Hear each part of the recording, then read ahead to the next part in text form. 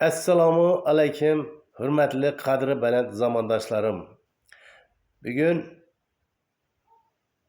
10-iyun 2026-yil chorshanba kuni.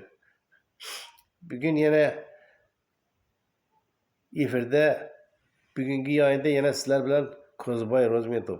Bugungi mavzuyimiz bosh miya va orqa miya o'smasi, ko'krak bezi, mioma, limfa bezlari va boshqa o'sma kasalliklari bilan og'riganlar uchun parhez muolajalardan tavsiyalar.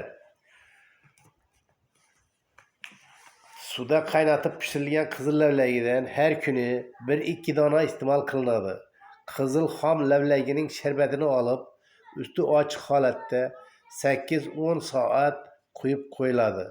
So'ngra sariq sabzi sharbati bilan teng miqdorda aralashtirib, ovqatdan so'ng kuniga 1-2 mahal 150-200 ml ichiladi.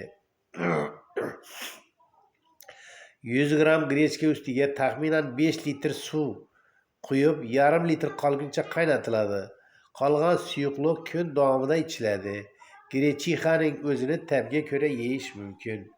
Bug'da pishirilgan 1 dona sarimsoq piyoz, 2-3 dona qizil yoki sariq piyozni iliq holda bir kunda 1-2 mahal ovqatdan so'ng iste'mol qilinadi. Pomidor sharbatini iliq holda bir kunda 100-150 ml içiladi. Her kuni ovqatdan so'ng 1-2 donadan ko'k nok va xom yoki pishirilgan karamdan tabga ko'ra tanovul qilinadi. Yog'siz go'shtli ovqatlar, baliq va parranda go'shtlarini iste'mol qilish tavsiya etiladi.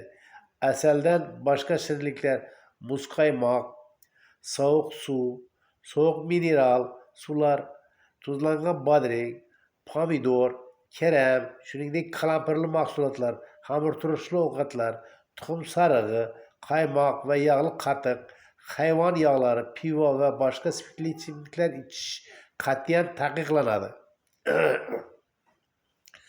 Kungaboqar gulini quritib, damlama tayyorlab choy o'rnida ichiladi. Shaftoli gulini choy o'rnida damlab ichish mumkin.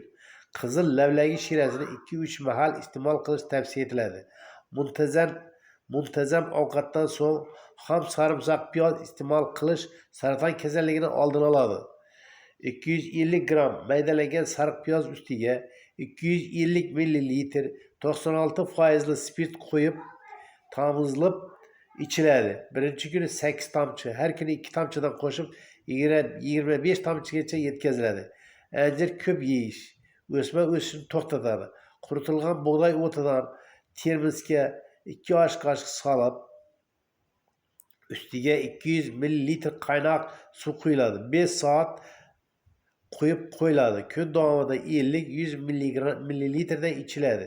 Dala choy o'tidan 50 gram olib, ustiga 200 ml 30% spirt quyiladi va 7 kun qorong'i joyda saqlanadi. Suzib olib, me'da saratonida kuniga 3 mahal 25 tomchidan suvga tomizib ichiladi. Jag'jag o'tidan 1 choy qoshiq ustiga 250 ml qaynoq suv quyib damlab qo'yiladi. Kuniga 1-2 mahal 50-100 ml ichiladi. Shaftoli gulini quritib damlab choy o'rnida har kuni 2-3 mahal 150-200 ml dan ichish tavsiya etiladi. Sarimsoq piyozni 3-4 donasini maydalab, ustiga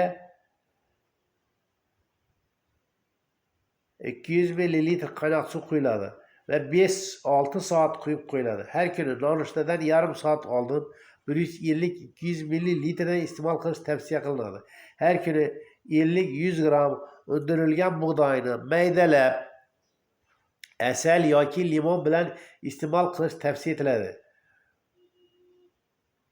Quyidagi oziq-ovqat qo'shilmalarini qabul qilish sizlarga tavsiya etiladi.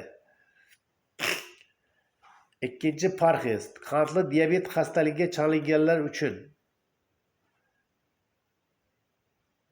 Shuning bilan aziz do'stlarim, bugungi mavzuyimiz o'z yakuniga yetdi. Ertaga ko'rishguncha sog' omon bo'linglar deb sizlarga sog'lik, omonlik tilab, Ko'zboy Rozmetov sizlar bilan xayrlashadi. Agar sizlarga quyidagi mavzular yoqqan bo'lsa, qiyin bo'lmasa, bir dona like bosib, kanalimga obuna bo'lib qo'yishlaringiz esingizdan chiqmasin. Aziz do'stlar, sog' salomat bo'linglar. Xayr.